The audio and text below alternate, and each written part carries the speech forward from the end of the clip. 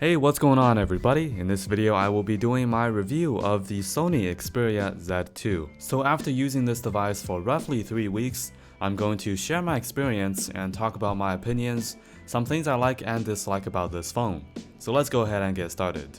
What's unique or different about this device is, unlike many other smartphones which are made out of plastic, polycarbonate, or aluminum, this device has two tempered glass panels on the front and on the back. So this definitely is a very elegant design, just like the previous generation Xperias. One downside about this glass panel on the back is that this easily attracts fingerprints, especially on the black model. For me, the internal storage on my phones are not usually enough, so I do prefer using phones with a micro SD card slot. And the Sony Xperia Z2 can support up to 128GB of external storage. I also like the placement of the power button, it's just so easy to press with my thumb.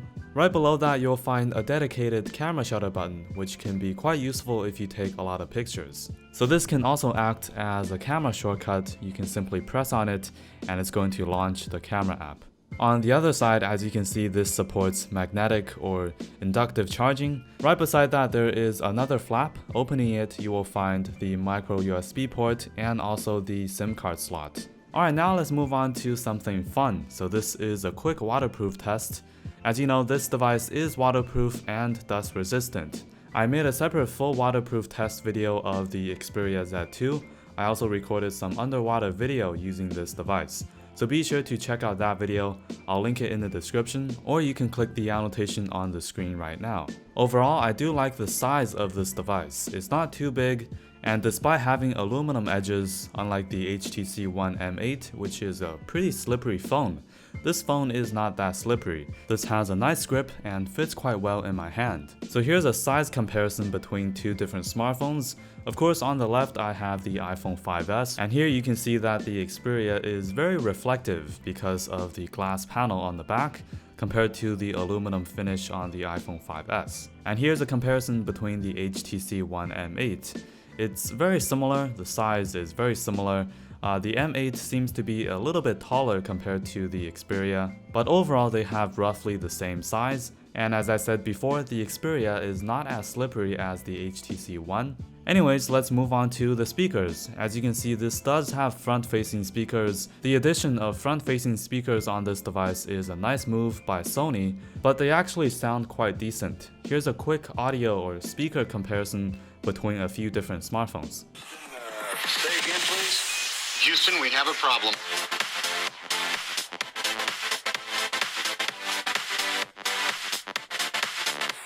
Houston, we have a problem.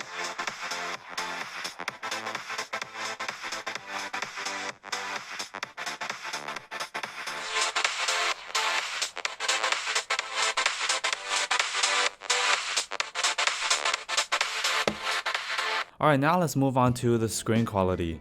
Of course, just like most other smartphones, high-end smartphones right now, which has a 1080p HD display, the Xperia Z2 also features a full HD 1080p 5.2-inch display. Compared to last generation's Xperia, which had a smaller screen size, but around the same body size, which had a fairly large bezel, and this year they minimized the bezels on the front, which looks a lot better and also giving it a larger display. So the color accuracy, the contrast, the saturation, everything looks really nice on here. I remember using last year's Xperia, which had a poor viewing angle, but this year they just overall improved the screen quality on this device. For the battery life, I really didn't have any issues here. With a 3200 mAh battery, I can easily get through a full day of moderate usage. And if you put it in standby mode, it's not going to leak a lot of power. If you want to save some battery, you can enable the Sony Stamina and some other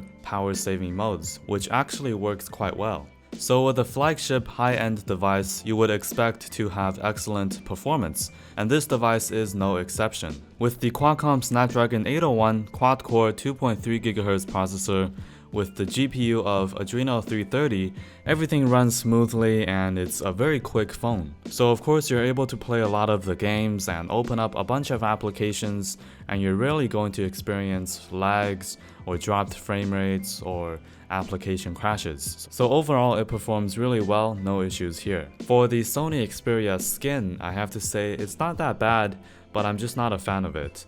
Of course, you know me, I do prefer using stock Android, and for these devices I usually go to the Google Play Store and download some launchers. So I do prefer using something like Nova Launcher or Action Launcher or different launchers to change up my theme. But the Sony launcher is not that bad, it's pretty clean, and some of the features are really nice and really useful that you can only get on the Sony launcher. Something I like about this is that you can go to your wallpaper and choose different themes for your device. And the wallpaper actually will change color after a few minutes, which is very cool. Before moving on to the microphone and the camera, let's first take a look at the sponsor for this video. This video is brought to you by Ting.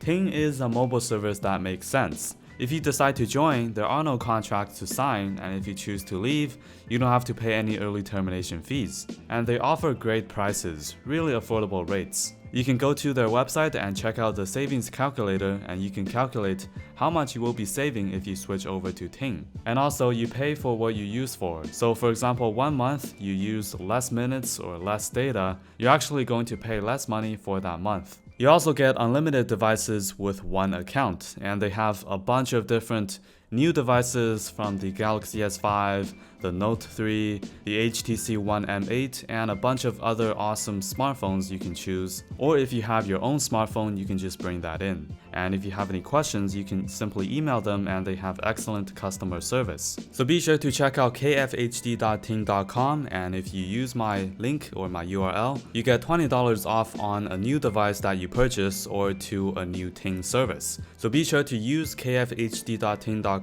and save some money, and you can also support my videos.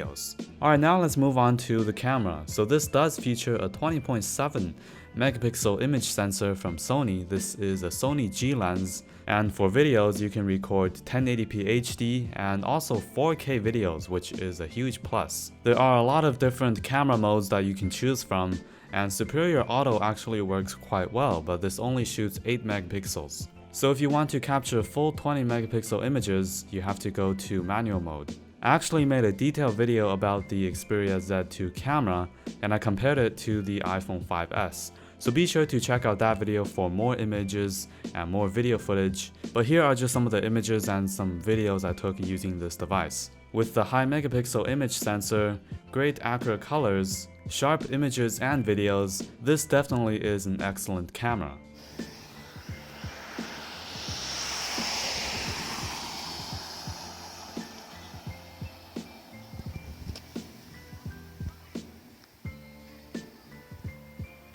So this pretty much concludes my review of the Xperia Z2. Be sure to subscribe to my channel for future videos. I'm probably going to compare this to some other devices such as the HTC One M8 or the Galaxy S5. So be sure to subscribe for future videos. And also give this video a thumbs up if you enjoyed it. I really appreciate it. And leave a comment down below. Thanks a lot for watching once again, and I will see you in my next video.